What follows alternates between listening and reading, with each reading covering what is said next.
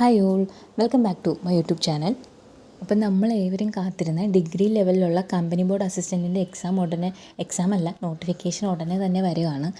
അപ്പം ഞാനിത് കണ്ടപ്പോൾ എനിക്ക് ഭയങ്കര സന്തോഷമായി. LDയുടെ എക്സാം കഴിഞ്ഞ് വന്നപ്പോൾ എനിക്ക് ഭയങ്കര ഒരു വിഷമമായിരുന്നു. കാരണം നമ്മൾ പ്രിപ്പയർ ചെയ്തിട്ട് അതിനനുസരിച്ച് ആ എക്സാം അറ്റൻഡ് ചെയ്യാനെന്നല്ല, ആ എക്സാം നല്ല രീതിക്ക് എഴുതാൻ പറ്റിയില്ലല്ലോ എന്ന് ഓർത്തിട്ട് ഭയങ്കര ബുദ്ധിമുട്ടായിരുന്നു. പിന്നീട് ഞാനിങ്ങനെ ആലോചിച്ചിരുന്നു ഇനി എന്ത് ചെയ്യും, അല്ലെങ്കിൽ ഏത് എക്സാമിന് വേണ്ടി പ്രിപ്പയർ ചെയ്യുമെന്നൊക്കെ ഓർത്തിട്ട് അത്യാവശ്യം നല്ല ബുദ്ധിമുട്ടിൽ തന്നെയായിരുന്നു ഇരുന്നത്. അപ്പോൾ ഞാൻ പിന്നീട് ഇനി വരുന്ന എക്സാം ഏതാണെന്നൊക്കെ ഒന്ന് കാര്യങ്ങളൊക്കെ നോക്കി വന്നപ്പോഴാണ് കമ്പനി ബോർഡ് അസിസ്റ്റൻറ്റും കമ്പനി ബോർഡ് LGSും ആ കാര്യങ്ങൾ കാണുന്നത്.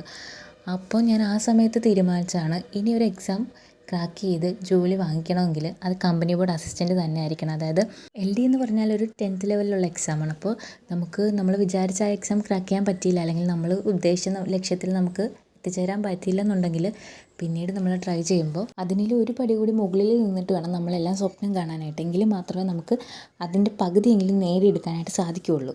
കുന്നോളം ആഗ്രഹിക്കുമ്പോൾ കുന്നിക്കുരു കിട്ടുമെന്നുണ്ടല്ലോ. ഇത് പറഞ്ഞപ്പോൾ പെട്ടെന്ന് എനിക്ക് വിക്രമാദിത്യൻ സിനിമയൊക്കെയാണ് ഓർമ്മ വരുന്നത്. അപ്പം നമ്മൾ മനസ്സിലാക്കേണ്ട കാര്യം, നമ്മളൊരു ലക്ഷ്യത്തിലൂടെ സഞ്ചരിക്കുമ്പോൾ ചിലപ്പോൾ നമ്മൾ വീണ് പോയേക്കാം. പിന്നെ അവിടെ നിന്ന് എണീറ്റ് ഓടുന്നവർക്ക് മാത്രമേ ലക്ഷ്യത്തിൽ എത്തിച്ചേരാൻ സാധിക്കത്തുള്ളൂ. കമ്പനി ബോർഡ് അസിസ്റ്റൻ്റ് എന്ന് പറഞ്ഞാൽ ഡിഗ്രി ഉള്ള ഒരാളെ സംബന്ധിച്ച് അത്യാവശ്യം നല്ലൊരു ചാൻസാണ്. അത് അത്യാവശ്യം നല്ല നല്ലൊരു ചാൻസ് തന്നെയാണ്. കാരണം സ്പെഷ്യൽ ടോപ്പിക്കോ കാര്യങ്ങളോ മുന്നേ ഉള്ള എക്സാം വരെ ഇല്ല. അപ്പോൾ ഇതിലും ഏകദേശം ആ ഒരു രീതിയിലൊക്കെ തന്നെ ആയിരിക്കും എക്സാം നടത്താൻ സാധ്യത. അപ്പോൾ നമ്മൾ പ്രത്യേകം ഒന്നും പഠിക്കേണ്ട കാര്യമില്ല. എന്താണോ പഠിക്കുന്നത് അത് കുറച്ച് ഡീപ്പായിട്ട് ഡെപ്തിൽ പഠിച്ചു കഴിഞ്ഞാൽ നമ്മുടെ കയ്യിലിരിക്കുന്നത് ആ കമ്പനി ബോർഡ് അസിസ്റ്റൻ്റ് എന്ന് പറയുന്ന പോസ്റ്റ് മാത്രമല്ല, അതിന് താഴത്തോട്ടുള്ള എല്ലാ പോസ്റ്റിലും നമ്മൾ പ്രിപ്പയർ ആവുകയാണെന്നാണ്. അപ്പോൾ ഈ വീഡിയോ കാണുന്നവർ ഡിഗ്രി ഉള്ളവരാണെന്നുണ്ടെങ്കിൽ നിങ്ങൾ വീണ്ടും വേറെ ഏതെങ്കിലും ട്രൈ ചെയ്യാം, അല്ലെങ്കിൽ ഡിഗ്രി പോസ്റ്റൊന്നും എന്നെക്കൊണ്ട് പറ്റില്ല എന്നൊന്നും ചിന്തിച്ചിരിക്കരുത്. നമ്മളെക്കൊണ്ട് പറ്റാത്തതായിട്ടൊന്നും ഈ ലോകത്തില്ല, അങ്ങനെ തന്നെ ചിന്തിക്കണം. എന്തായാലും നമ്മൾ ഇത്രയും താമസിച്ചു, അപ്പം നമുക്ക് കിട്ടുന്ന പോസ്റ്റ് എന്ന് പറഞ്ഞാൽ ആ താമസിച്ചു പോയി എന്നുള്ളൊരു കുറവ് നികത്തിക്കൊണ്ട് തന്നെ ആയിക്കോട്ടെ.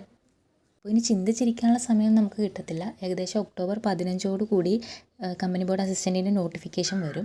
പിന്നെ നമുക്ക് നോട്ടിഫിക്കേഷൻ വന്നു കഴിഞ്ഞാൽ സമയം കളയാനില്ല. നമ്മുടെ ലക്ഷ്യം എന്താണോ ആ ലക്ഷ്യത്തിലെത്താൻ വേണ്ടി നമുക്ക് എത്രത്തോളം ഹാർഡ് വർക്ക് ചെയ്യാവോ അത്രത്തോളം ഹാർഡ് വർക്ക് ചെയ്യുക, എത്രത്തോളം സ്മാർട്ട് വർക്ക് ചെയ്യാവോ അത്രത്തോളം സ്മാർട്ട് വർക്ക് ചെയ്യുക. ഏകദേശം ഒരു 9-10 മാസത്തെ പ്രിപ്പറേഷൻ മാത്രം മതി. നമ്മളൊരു ഡിഗ്രി പോസ്റ്റിന് വേണ്ടി പ്രിപ്പയർ ചെയ്യുകയാണെന്നുണ്ടെങ്കിൽ ഉറപ്പായിട്ടും നമുക്ക് ഏതൊരു എക്സാം എഴുതുമ്പോഴും കോൺഫിഡൻസ് എന്ന് പറയുന്നത് നല്ല രീതിക്കുണ്ടായിരിക്കും. അപ്പോൾ ഡിഗ്രി ഉള്ളവരാണെന്നുണ്ടെങ്കിൽ ഇനി ചെയ്യേണ്ട എന്താണെന്ന് വെച്ചാൽ, നോട്ടിഫിക്കേഷൻ എന്തായാലും ഒക്ടോബർ 15 വരുമെന്നാണ് അറിഞ്ഞത്. അപ്പോൾ നമ്മൾ ഒക്ടോബർ 15 വരെയൊന്നും ഇരിക്കേണ്ട കാര്യമില്ല. മുന്നത്തെ കമ്പനി ബോർഡ് അസിസ്റ്റൻറ്റിൻ്റെ KSFE KCB പോലുള്ള അതിൻ്റെ സിലബസ് ഡൗൺലോഡ് ചെയ്യുക. ഇപ്പോഴേ തന്നെ നമ്മൾ സെൽഫ് സ്റ്റഡിയൊക്കെ നടത്തുന്നവരാണെന്നുണ്ടെങ്കിൽ എങ്ങനെയാണ് മുൻ വർഷത്തെ ക്വസ്റ്റ്യൻ പേപ്പറൊക്കെ എടുത്ത് നോക്കിയിട്ട് എവിടെ നിന്നൊക്കെയാണ് ക്വസ്റ്റ്യൻ ചോദിക്കുന്നത് ആ ക്വസ്റ്റ്യൻ പാറ്റേൺ മനസ്സിലാക്കിക്കൊണ്ട് ഇമ്പോർട്ടൻ്റ് ആയിട്ടുള്ള ടോപ്പിക്കുകളൊക്കെ ആദ്യം തന്നെ പഠിച്ചൊതുക്കി കൂടുതൽ മാർക്കുകൾ കിട്ടുന്ന എവിടെ നിന്നാണോ, കുറച്ച് പഠിക്കാനുള്ളത് എവിടെ നിന്നാണോ ആ ഏരിയാസൊക്കെ കണ്ടുപിടിച്ചിട്ട് ഒരു സ്മാർട്ട് വർക്ക് ചെയ്യുക.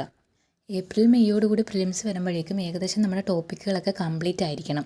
പിന്നീട് പ്രിലിംസ് കഴിഞ്ഞിട്ട് നമ്മൾ അതിൻ്റെ ഷോർട്ട് ലിസ്റ്റ് വരാനോ കാര്യങ്ങളോ ഒന്നും നോക്കിയിരിക്കേണ്ട കാര്യമില്ല.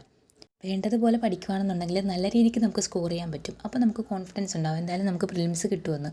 അവിടെ തൊട്ട് പിന്നീട് നമ്മൾ കണ്ടിന്യൂസ് ആയിട്ട് റിവിഷൻ കൊടുക്കുക.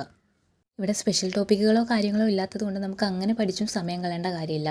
ആ വേണ്ട കാര്യങ്ങൾ, പഠിച്ച കാര്യങ്ങളൊക്കെ ഒന്നുകൂടി റിവൈസ് ചെയ്യുക. സിലബസ് കംപ്ലീറ്റ് ചെയ്തിട്ടില്ല എന്നുണ്ടെങ്കിൽ എന്തോരാണോ കംപ്ലീറ്റ് ചെയ്യാനുള്ളത് അതൊക്കെ നോക്കി മനസ്സിലാക്കി നമ്മൾ അതൊക്കെ ചെയ്ത് കണ്ടിന്യൂസ് ആയിട്ട് റിവിഷൻ കൊടുത്തുകൊണ്ടിരിക്കുക. നമുക്ക് നല്ലൊരു റാങ്കിൽ നല്ലൊരു പോസ്റ്റിൽ കയറാൻ സാധിക്കും. തൊഴിൽ വാർത്തയൊക്കെ നമ്മൾ എത്രത്തോളം മാക്സിമം വർക്കൗട്ട് ചെയ്യാവോ അതിലെ ക്വസ്റ്റ്യൻസ് ഒക്കെ എടുത്ത് വർക്കൗട്ട് ചെയ്യുക. ഇപ്പോൾ ഒക്ടോബർ 15 നോട്ടിഫിക്കേഷൻ വന്നു കഴിഞ്ഞിട്ടുണ്ടെങ്കിൽ തൊഴിൽ വാർത്തയിൽ പ്രത്യേക പ്രസിദ്ധീകരണങ്ങളൊക്കെ വരും കമ്പനി ബോർഡ് അസിസ്റ്റൻറ്റുമായിട്ട് ബന്ധപ്പെട്ട് പ്രിപ്പറേഷനും കാര്യങ്ങളൊക്കെ. അപ്പോൾ അതിൽ മോക്ക് ടെസ്റ്റുകളൊക്കെ ചെയ്ത് പഠിക്കുക. അതോടൊപ്പം തന്നെ വരുന്ന കറണ്ട് അഫേഴ്സ്, ആനുകാലികമായിട്ടുള്ള കാര്യങ്ങളും മറ്റ് കാര്യങ്ങളൊക്കെ അത് പഠിച്ചു വെക്കുക. അതുപോലെ തന്നെ റിവിഷൻ കൊടുത്ത് നല്ല സ്ട്രിക്റ്റ് ആയിട്ടുള്ള ഒരു ഓർഡർ ആയിട്ടുള്ള സ്റ്റഡി ആയിട്ട് മുന്നോട്ട് പോവുക. അതല്ല ഇനി സെൽഫ് സ്റ്റഡി അല്ലാതെ ഓഫ്ലൈൻ കോഴ്സൊക്കെ തിരഞ്ഞെടുക്കുന്ന അല്ലെങ്കിൽ ഓൺലൈൻ കോഴ്സൊക്കെ തിരഞ്ഞെടുക്കുന്നവരുണ്ടെങ്കിൽ നല്ല കോഴ്സുകൾ ഏതൊക്കെയാണെന്ന് നോക്കിയിട്ട് അതിന് ചേരുക. ഞാൻ സൈലത്തിൻ്റെ കോഴ്സ് എടുത്തിട്ടുണ്ടായിരുന്നു.